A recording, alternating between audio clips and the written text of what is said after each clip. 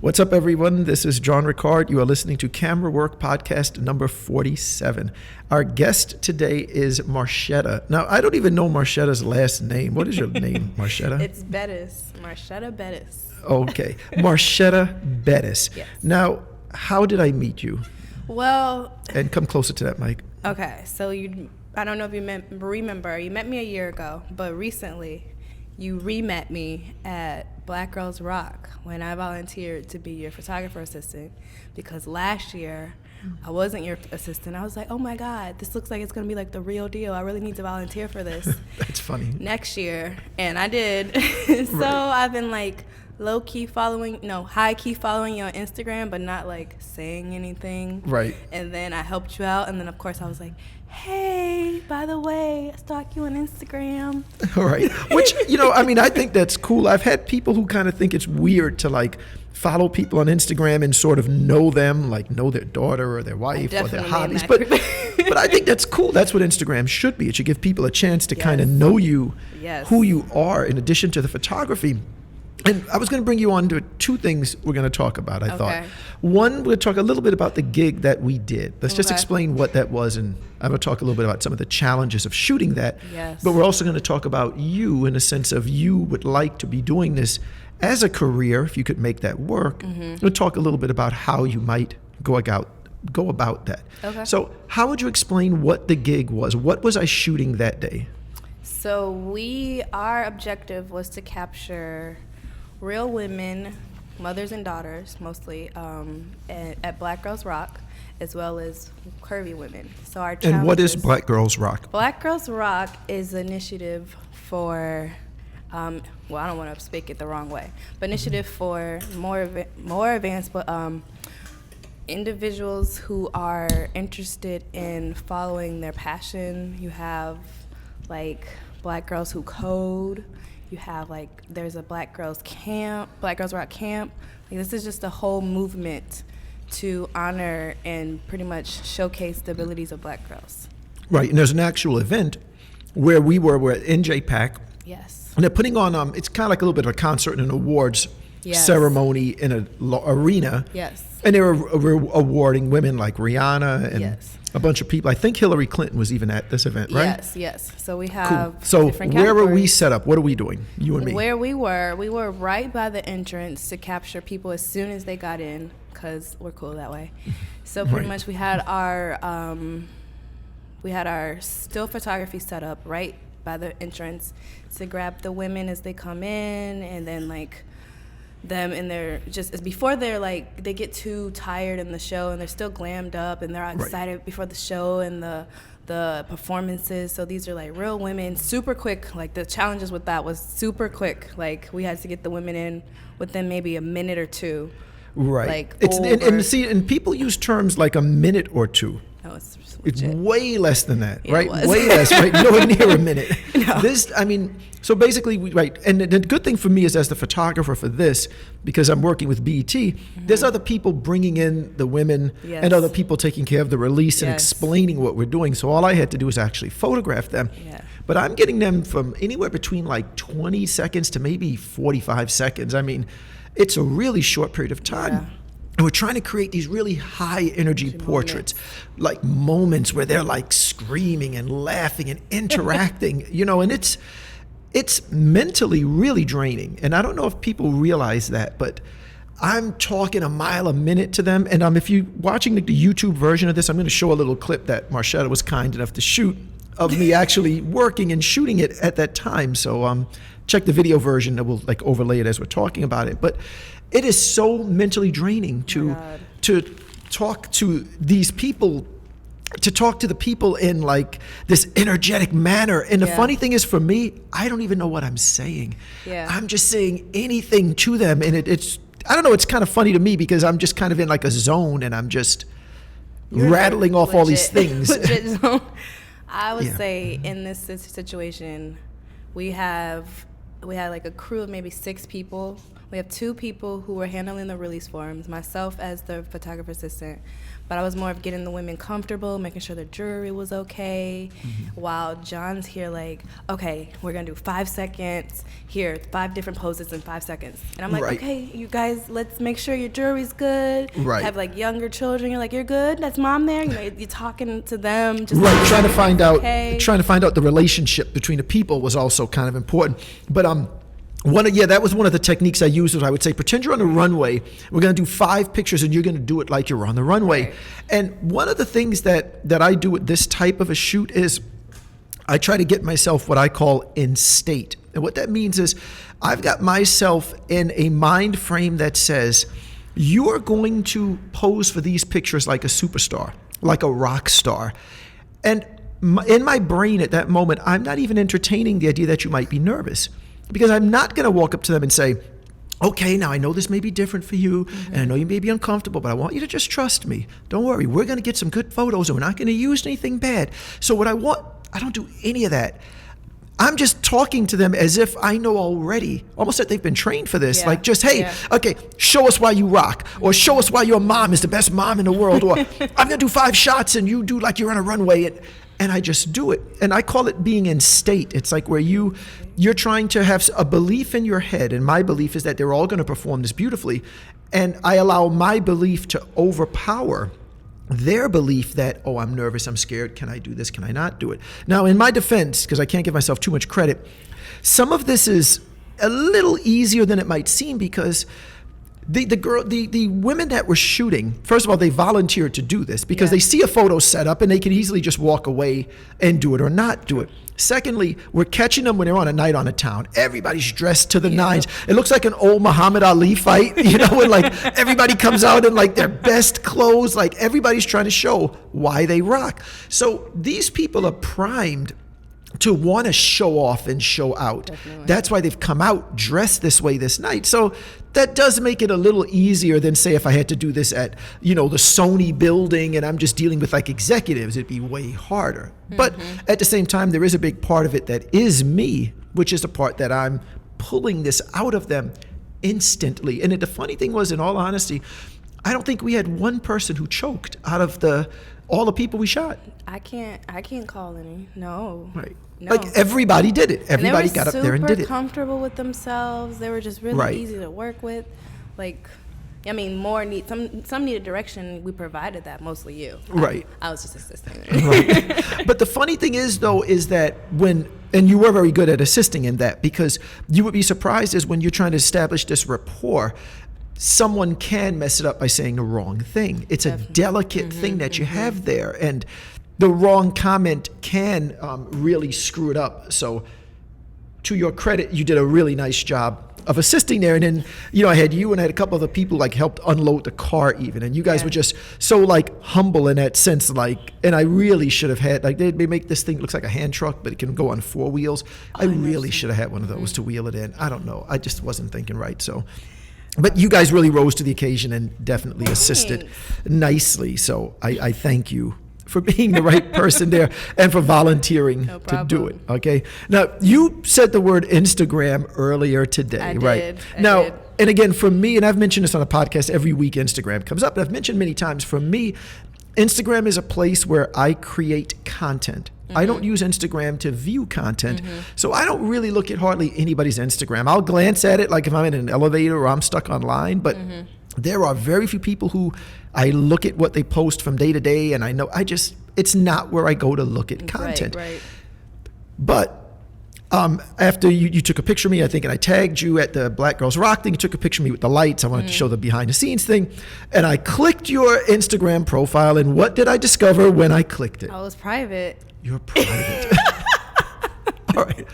Now, when I first had the idea for the podcast, I had this idea I was going to do like the Ricard rant.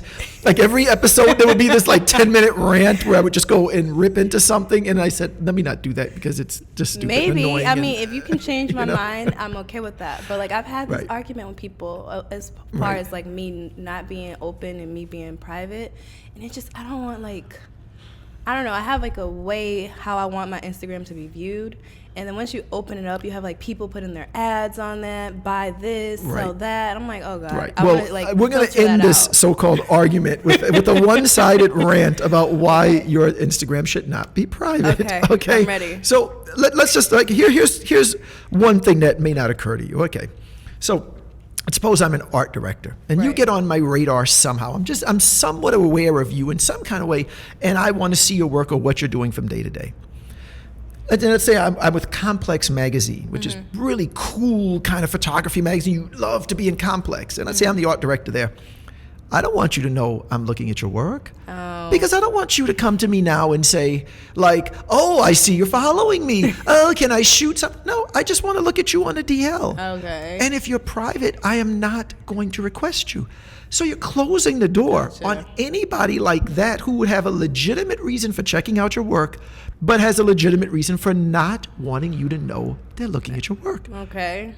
That's to me, that is huge. It's a but they're huge both door for you're closing. privacy reasons, right? So you're saying you want the privacy when looking at my page, and I'm like, I want the privacy like when you like who's allowed to look at it. Yes, but the thing is that if I am that art director from Complex, and I want you to get closer to that mic. Okay. I'm going to be right up on it like that.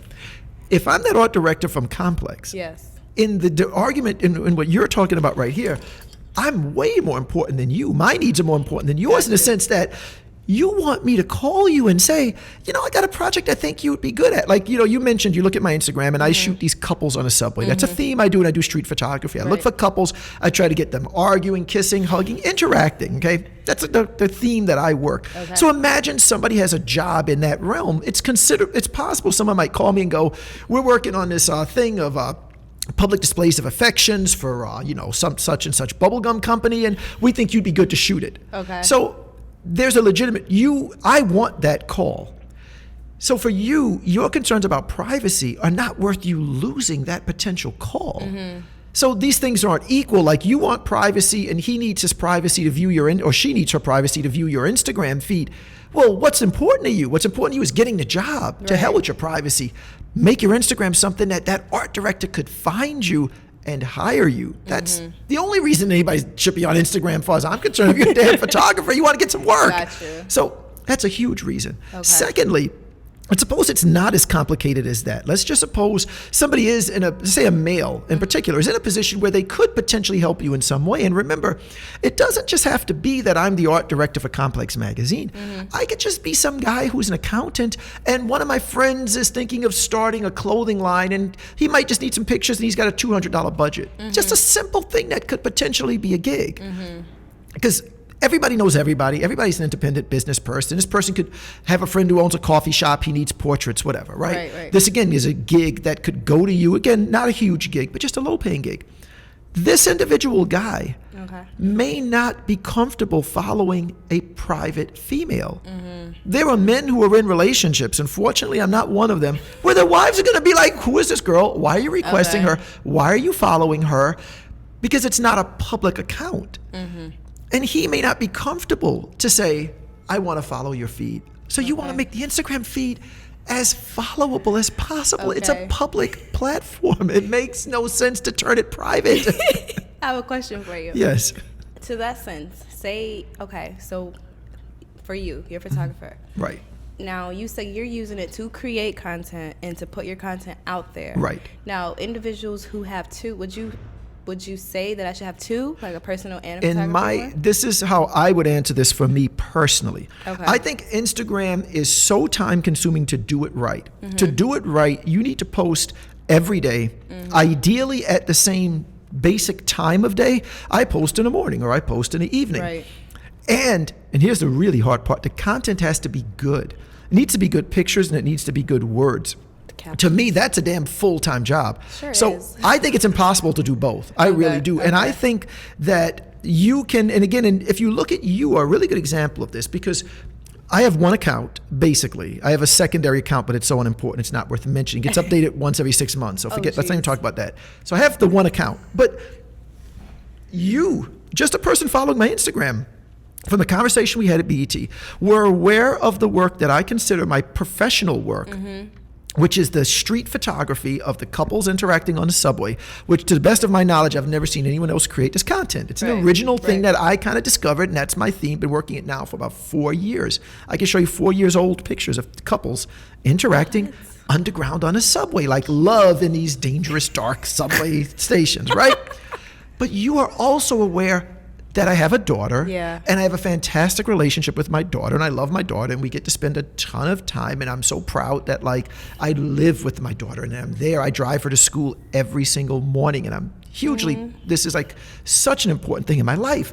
And you are able to look at my Instagram and get a sense of my professional work and my personal life. In that sense, my Instagram account works. Now, it doesn't work in terms of followers. I've been on Instagram since nobody even knew what it was, and I've got like 3,000 followers. I get like 30 likes on a picture. It is not successful in that sense. But the feed is successful in that you have a sense of what I do professionally, and you have a sense of what I do personally. And if you really, really succeed in these areas, and if you think about this, is there not a kind of a theme that sort of connects the personal and the private? In other words, doesn't it make sense that the guy who is in the subway shooting couples being romantic with each other and embracing is the same guy that has a good relationship with his daughter? There's a consistency there. If you're thinking about branding, it's consistency. I'm not shooting like, you know, like whatever, like the crime of the subway and then my daughter. What I'm shooting, actually, it's cohesive. So if your personal content is, you know, whatever, oh, here's a drawing I did, and here's me going to the museum, and here I'm taking a trip to a place I've never been, and you're a photographer, well, this could be fine. They're not in conflict. Now, if your personal content is like, well, here's me in my underwear, and, you know, I'm in the window I'm in the mirror half naked, and then you're trying to say, I'm a corporate photographer, well, those might not match. You follow? So then, well, maybe you did need separate. But I think there's no problem in connecting these two things. And there's a photographer that we mentioned on the last podcast, a conversation I had with Kawana Curry, who's a photographer. We mentioned a photographer named Jeremy Cowart. So I guess this is going to be hard. JEREMYCOWART. And like he, to me, does the absolute best at blending the two together. His personal work, his personal images are as good as his professional images. So even when it's a picture of his daughter, you're still going, this guy is a great photographer. Whereas mine doesn't accomplish that. You might go, oh, his daughter's cute, but you don't go, what a great photograph of his daughter. You understand? And like, I like the picture because I took it and it's my daughter, but you're not going to look at any picture of my daughter and go, what a great photo. I wish I had a print of that. Whereas with his, you're like, that's how you feel. Yeah, the photograph is good of his personal work, and the photography is good on his professional work. So again, he doesn't have to separate the two because they're both accomplishing something. Gotcha. So having the private account just makes zero sense. All right. Zero. Okay. You need to make it public, and you need to, again, have some kind of consistency between the personal and professional. And if you can, and this is the hard part, make the personal images really great photographs, which again is an area that I don't really succeed at, but that's a goal. That's something to strive for. Okay, I can do that. Now, with you, so what is it that you shoot or want to shoot? Because I have not seen it, because I did not follow your Instagram out of like some attitude-y thing. I just never got around to pushing the button because I'm going to look at it one time and I'm never going to come back to it because I barely look at Instagram. But what is it that you shoot? Okay, so I'm in the preliminary stages. What I shoot right now are, recently I did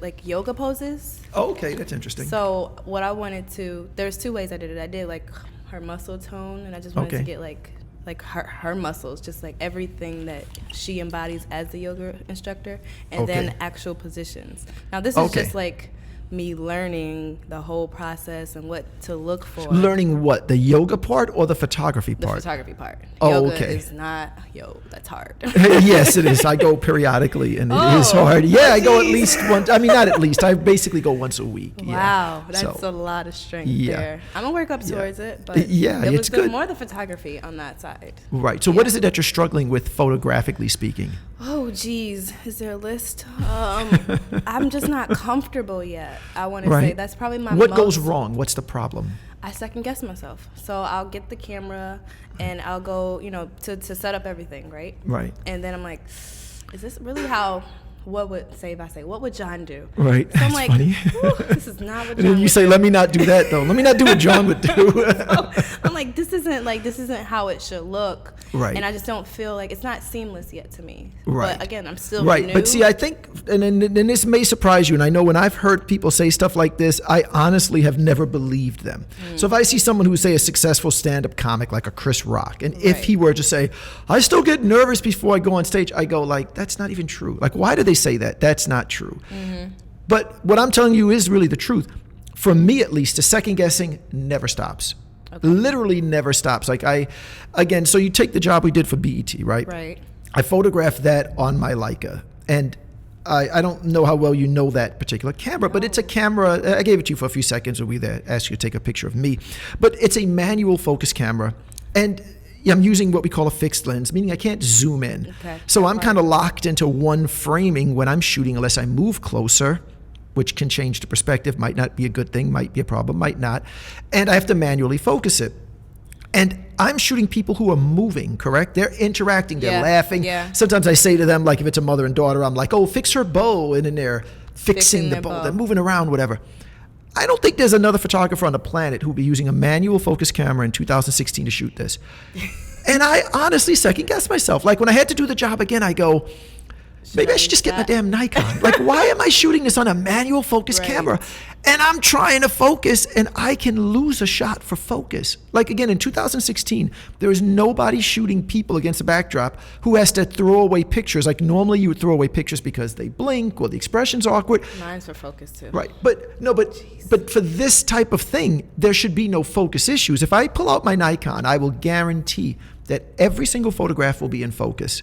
But I chose to use my Leica because I like the camera. There's just something about it that I love. But the point is, in the days before I did the job, I had to sit and really think, like, am I being stupid by using a manual focus camera on something that is intensely focus heavy?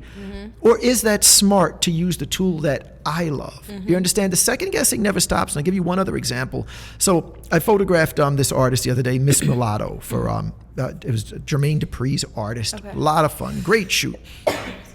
A lot of times I use my Leica, but it is a slower camera. Sometimes I use my Nikon because it is a faster camera and I can easier connect it to the computer so we can review the images as we shoot. So this time what I decided to do was, on the full-length pictures, head to toe, full length, I used my Nikon, and every time I went close to her for the close-ups, I used my Leica. When I got home, trying to process this was a disaster because the files look so different. It's hard to make it look like a cohesive shoot because one camera's doing the colors this way and the other one's doing it that way, and the lighting that works for the Nikon isn't perfect for the Leica. And I'm saying to myself, like, shouldn't you have this figured out by now? Like, how are you really sitting here? Like, I've been in the same studio over 10 years, shot this kind of thing forever. I've been shooting for this magazine for, like, how do you, I've owned these cameras forever. How do you still not know, like, well, it's a dumb idea to mix the two cameras in this manner? Like, just shoot the whole job on the one system so the colors are easier to match. Like, so the only point of that long, convoluted thing is, for me at least, the second guessing never stops. So don't feel like, oh, there's this magic moment where you're going to go like, okay, I've got it figured out. It's not going to happen. Well, it's okay to struggle. And you have the computer, I'm assuming a laptop or a computer where you can at least check it. Or if not, you learn how to read the screen good. You can get it right there. But what do you think for you is the most important thing for you to learn or figure out right now to become a good photographer? To learn or figure out right now? Oh, geez. What speaks to me personally, I want to say. Okay. What does that mean? Explain that. Basically, like there's the pictures you like taking. Right. And there's the ones that you can tell that you enjoy. And then there's the ones that are like, oh, okay. Right. And I'm trying to find my niche. Right. Like, I like the street photography, and I like to catch people organically, doing things that they usually do. Right. But then what? Right. So Okay. that's what I think wanna say. the answer you gave was insanely great. That was a fantastic answer. Okay. Honestly, did not expect that. Okay. But the question I asked you was, what is the most important thing for you to figure out? You didn't go down a technical route. Yeah. You didn't. You said, what more speaks to creativity, me? what speaks to me. That is really it. That really is it.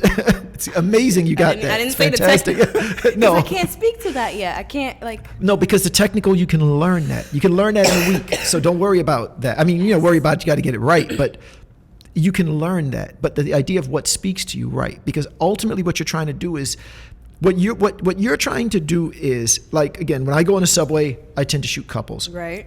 Let's say you go to the same subway and shoot something different. Won't see it the same way. Correct. If you see colors and that's what you shoot, or you see the lines of perspective, or you see the ugliness of the subway, people sitting, you see how crowded it is, you see how it's freezing in the summertime because the air conditioner's on like 20 degrees and you're like, I'd rather just be in the heat at this point because I'm freezing on this damn train. Okay. I literally bring a sweater I've done in the that summertime before. just for the subway because I'm freezing. But if you could photograph that and I'm photographing the couples, you're doing the right thing. Because that is what speaks to you. And ultimately, that's what people are going to hire you for. How do you see the world? What are you trying to say about the world? That is the number one thing you need to figure out. And it's amazing that at least you have an understanding of that. That took me a very long time to understand.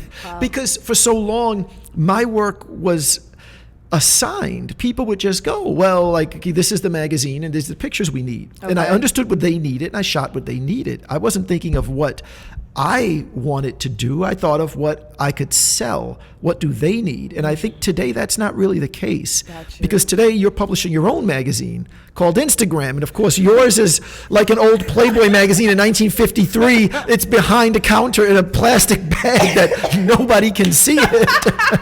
I don't know. And people may, just like that, and people may be embarrassed to ask for it. Like I said with that example before, Right. the guy may not want to request a girl, to follow her Instagram or whatever.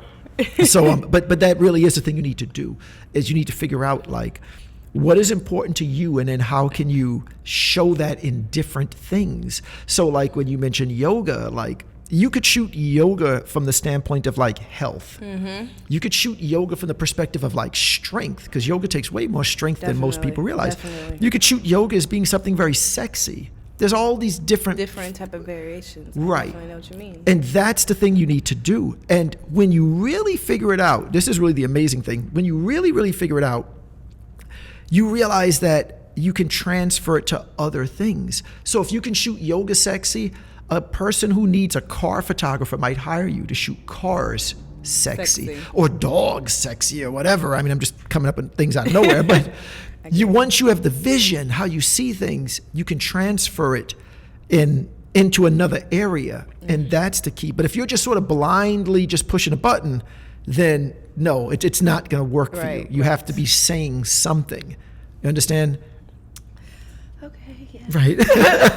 But you should feel good because you're definitely on the right track with it, because you understand. And again, the idea of what you're trying to say, that is, like we said about the technical, in a way, it never gets solved. You're never going to just go, okay, now I know what I'm saying. No, it's going to change. Like, are you married, for example?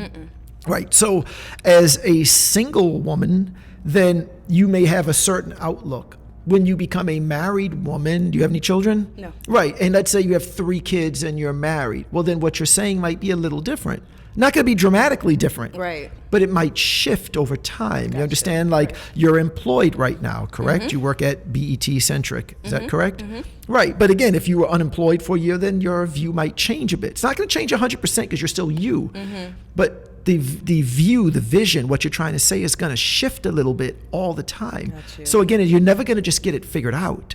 You're never going to get it figured out. It's a process. It's an ongoing thing that you keep looking for. What am I trying to say about yoga? What am I trying to say about the subway? And if you're lucky, you will find some connections, and then you'll have a cohesive portfolio of work. You understand? Where we see you in the pictures. It can be a beautiful thing when you get it right. Okay? Something to look forward to. I'm super excited about this journey that's coming on. Yes. And the other thing that you really need to do is you need to understand the business part of it. And that part you need to be doing not out of like passion, but just out of a strict business sense. And it's one of my weakest areas, truth be told, but it is crucial. You need to be looking at it like a Dunkin' Donuts in a way. Like you're just running a Dunkin' Donuts, and what is logical. And what area do you picture doing that would be good financially? Have you thought about it in that sense? No, I have not. I haven't thought about the finances of it. When I even thought about photography and taking it on as, as a hobby / it can go further, I wasn't even thinking about the business sense yet, because it was more of, once I get familiar, then it's, okay, what can I do with it? How can I help other people? What can I bring to the table? And it wasn't like, hey, you want to shoot weddings? That wasn't like my first thought. It was more of, you know what? There's people who want their picture taken, and I need that experience. So that was more. That was. And that's fine. That's it. That's all I got. A lot of rappers who started off on the corner rapping weren't thinking, I'm going to make money. True. They just love to rap, and then eventually they go, wait a minute, there might be a money train in here. Let me get on board with that. So yeah, that's a completely fine way to start. But there is nothing wrong to at some point kind of thinking of it as a business. And even if you kind of separate it out, you kind of go, I photograph this to make money, and this is what I shoot about, as you said, what speaks to me. You can do that. You can separate it out a little bit. But I mentioned to you when we spoke briefly that if I were starting today, and particularly as a female, I would actually pursue boudoir photography, which is, it's a simple way. It's women in their underwear. That's what it is. And it's sexy shots of women. And that market seems to be mostly like women like 30 to 40 in that range. It's not the half naked, I've got a big butt in front of a Ferrari and a thong. It's not that. It's women. You understand? And you're selling it back to them. And most of those people who sell that, they sell prints back to the people. So they do a photo shoot for a few hours, and they're selling them prints, or they're selling them a book of images of themselves. And the reason I say for women is because I think women have a good way to market it. Women always play that card like, well, you're going to feel comfortable because I'm a woman, and it won't be sleazy. And, so, excuse me. I think it's an area that works really well. I think a lot of women succeed in it because they're able to market it under that pretense, which in reality to me is like, to me it's a really like silly pretense, because in reality it's like, if I was shooting that genre, I'd be marketing the exact opposite. I'd be like, look, a woman doesn't know what's sexy. You need a guy to shoot you sexy. You don't need a guy who knows what looks right. A woman has no freaking clue about how to shoot anybody sexy. So you need a guy to shoot it. That's how I would market it as a guy. But I see women who use the fact that they're women marketing that angle, that I'm a woman and I'll make you comfortable and you don't have to worry about it being this sleazy thing or somebody just wants to see you naked. It's none of that. It's going to be this professional environment. And another thing about the boudoir stuff is that, unlike a wedding, which is so hard to shoot, you've got the reception and the ceremony and the family formals, and you're juggling how many people at a wedding? 50 people, 60, This is one woman that you're shooting, and you might have 3 or 4 hours. And I see people who use either like a studio with like a fake bed in it. They just put up like an inflatable bed and a mattress, or there's these backdrops you buy that look like the back of a bedroom, and you just put them up and you shoot that. And other ones who go to their houses and shoot it. But people are able to do it with a minimal amount of equipment. There's a ton of boudoir photographers who say, I don't use lighting, I do natural light. They're not even buying lights, they're just using window light and stuff. So to me, that's an area that you can enter with a kind of low price point. And then you've kind of got this kind of built-in marketing thing where you're like, I'm a female and I can make you comfortable. And that works just smoothly. And I'm not trying to act like, well, if you're a woman, you can't shoot anything. You can shoot anything. I'm just trying to say, like, there's just kind of this built-in angle that there's a certain type of marketing you can do that a guy can't do. So it's just a kind of cool area, and it doesn't take a lot of gear to do it. And the money is high. These people are making $1,000, $1,200, $1,500 selling prints to their clients. So I think that's an area that I would look into if I were starting today, like, without a doubt. And I'd be looking for these, upscale women who want this shoot, who are going to feel comfortable with another woman, and I would pursue that. But again, I'd pursue it as a business. You're going to still Right. put your stamp on it, Right. but you're going to pursue it. It's a business. As a I need a business. business plan in a second. Yes, you do. Yeah, there's some good resources out there, though. So, all the information is out there. You Okay. just have to, put in the work. You have to put in the work is the thing. That's why we call it the podcast camera work. You need a camera. You got to do the work. So Get that. you got to do them both. Okay. You know what I mean? And one other question that I was wondering, like, do you have any type of a morning routine? Like, what do you do in the morning when you wake up? What do I do in the morning? First, I usually lay there for a second because I'm Right. usually like awake prior to my alarm. Okay. So I'll wait Right. for my alarm, and then I don't really do much in the morning. Right. But it's just a regular, like, checking Twitter and whatnot. And You know what? I banned my phone from myself in the morning because that's amazing. I will get stuck and late because Right. I'll be just like reading the news, Right. checking the last 5 hours of Twitter, Facebook, and Instagram. Right. And I'll get stuck. Right. And so I'm like, no phones in the morning. That's Like, great. As That's I'm getting fantastic. dressed, because I'll be like, oh shit, Right. is that what I want to wear? Have like Right. 2 different socks on because I'm so into, You're so busy looking at yes. So the that's- latest from Love and that's Hip Hop like- or something. Right. Which did come on yesterday. Right. Missed it though. Yeah. Missed it though. But I yeah, caught it, so unfortunately. That is my morning. Like Right. I've been trying very hard to develop a morning routine, but it is so difficult for me. is. It is so difficult to not just check the email and check, whatever, Facebook, whatever, and to really do the right thing. But I find that so many successful people have a specific morning routine. That is And good. you do have a piece of it because you're saying, I don't mess with the phone in the morning, but they have those things just like that where they go, I don't do this or I don't do that. I've been trying to do something creative every morning where I wake up and even if it's like retouching a photograph or like looking at images on 500 pics or just something, that's a little bit creative in the morning, but there are days that I can't make myself do it. I just can't. I yeah. just sit there and I just, looking through World Star Hip Hop in the morning instead of like doing something worthwhile. Right. And it's really hard It to do is. it. I Like used to do, really like- hard. I used to try and read a book on the way to the train, Right. like as I was on the way to work. I can do Right. that, but then you start getting like performers in the morning. Oh yeah, there's Showtime and all this I'm other like, nonsense. "Jeez, Yeah. I just want to read my book. Yeah. Which yeah. it's like I had a new photography book. Right. I was reading, so that was. Oh, that's cool. I'm going to ask you about that, but let me say this really quick.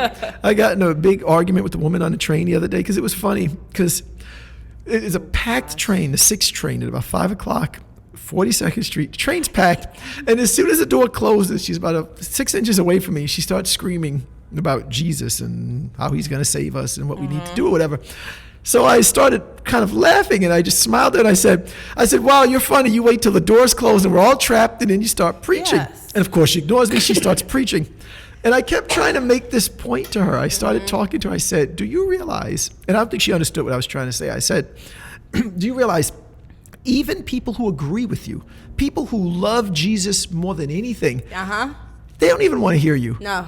They just want some peace and quiet. And she couldn't. She said, no, but Jesus. I go, no. I go, do you understand? So I started screaming out. I go, watch this. I go, watch. Do not beat baby seals. Let's stop clubbing baby seals. I go, everybody here agrees with me, but they all want me to shut up anyway. See? Okay? Yes, that's So, pretty much what it is. I don't think she understood that, but at all. She was just completely lost. It was funny. But what was the book you were reading, by the way? It was man. If you want to take great photographs, read this book. I think I've seen it. They sell that at like like- Urban Outfitters kind of thing, I right? want to say that. And it's a I kind of gotta lie. small book. It's like black, and it's Henry. Is his name? Oh, okay. Henry the is his first- name. I He's cannot- just Henry. He doesn't need His anything last else. name. Oh my God. He's I like wish I had Madonna. it. I can't. It's slipping me. It's slipping me right now. But I think I know the book though. I think it's It is. sold at like Urban Outfitters where they have like Steal, like an artist book, and they have like the Polaroid cameras and the Mm-hmm. Lomo cameras and like the vinyl records. And I think that's one of the books that they have there. Right. That's cool. Yeah. Yeah, I got that's that good. one. Yeah, That that's a was- good one though. I recommend very often books from David Duchemin. who has a mix of books. There's a site he has called Craft and Vision. And you'll remember because you're going to watch this podcast, I'm sure. Listen to it. I'm going to write this down. I'll text it to you or something. Don't worry. But it's like Craft and Vision. Craft and Vision. And they have books. They're all $5. Sometimes they're even cheaper. And he has a mix of books. Some are kind of not technical, but they're like about photography directly. So they'll be like, here's 10 ways to take better portraits. And they'll be like, eliminate the background elements, or very clear and concrete. And then there'll be other books that just talk about the mental, the thing you said, because you hit it right on the head. You said, what speaks to me? So he calls that vision. And any book he has with the word vision in the title is worth reading. They're just collections of like essays and blog posts.